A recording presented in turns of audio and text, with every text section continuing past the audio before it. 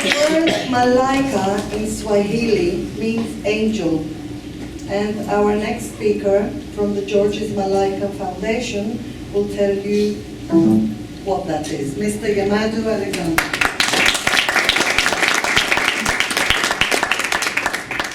Good evening, everybody. Thank you so much to be here. Just the fact of you being here means that you care about other humans that you don't even know. So that, thank you for that.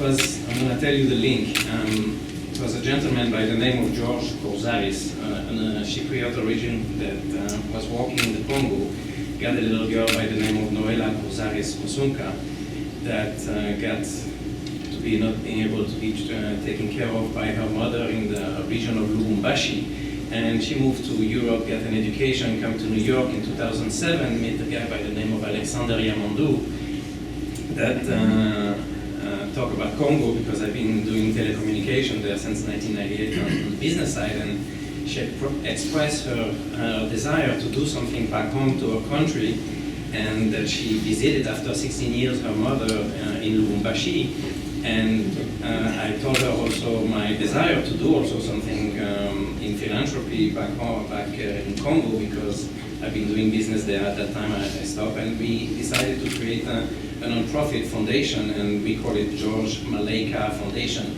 Malaika in Swahili means angel, and you have seen a sample of our angels there. And we decided to right away sponsor 15 girls to which we pay their education, their food, their clothing, and they live in Orphelina with Maman. And then we did the plan, and Studio MDA film built a school, and we started building the school. And the school have grown. Now we have 202 girls. The school is in a city called village called Kalibuka in Katanga. Noela, she's sorry she cannot be here today, so you have to. We have a great team. She's very good at PR, so by putting that team together, we're able to grow this foundation. Now we have 202 girls. They eat breakfast in the morning, they eat lunch. It's free for them and for their parents. We have a good cooperation with the community so that it's sustainable. The parents come and help the school a little bit during the week for each mom and pop. So that we have been operating like that for the last 4 years. Now we are going to open in September this new 5th grade class with computer room.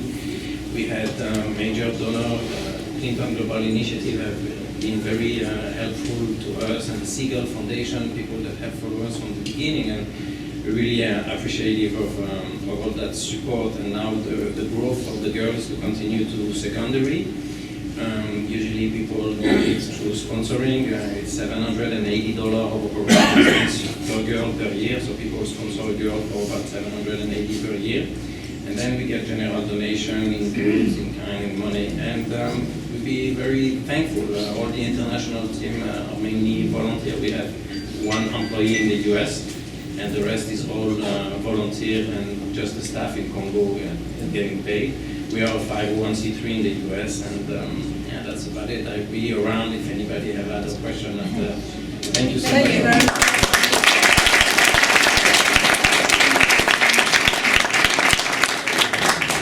Next, I would like to call a founding member of the Hellenic Education and Language Program, Mr. Nikos Petratos.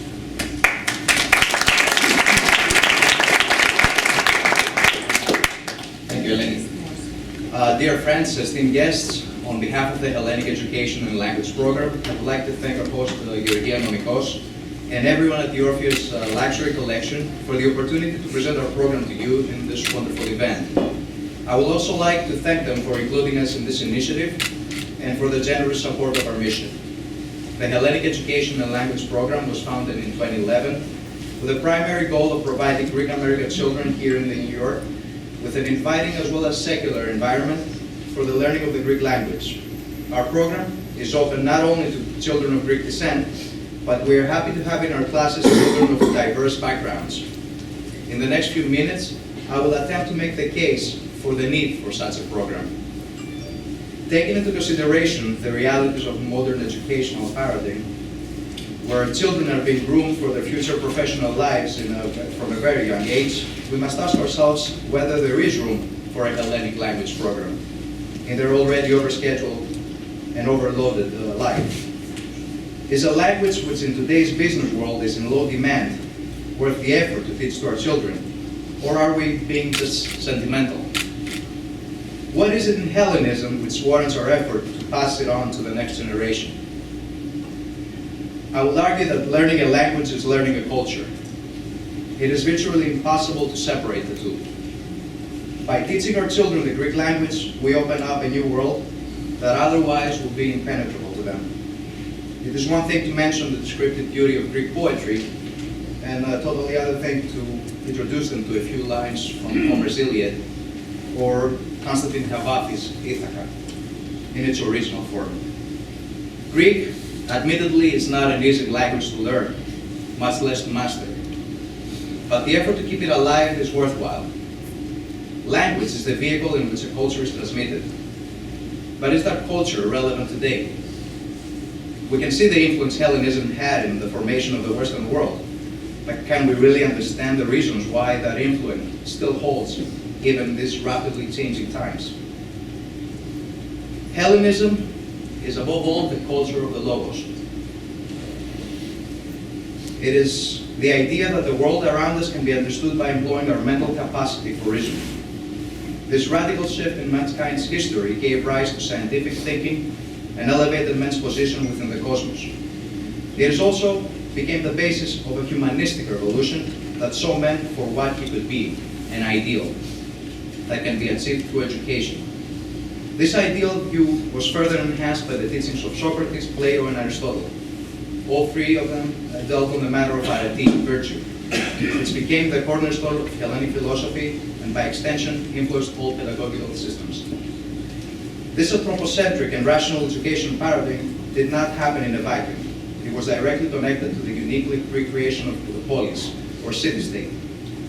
Education up until then simply focused on passing skills and traits from one generation to the next that allowed for survival and prosperity. Within the Greek polis, the focus of education shifted to creating political men, citizens. For the first time, laws were enacted concerning the upbringing of children. This educational ideal was responsible for shaping such men as Themistocles, Pericles, Sophocles, and Euripides. These ideals are as relevant today as they were 2,500 years ago. Rationalism is essential to anyone hoping to navigate through the ever-increasing influx of information in our age.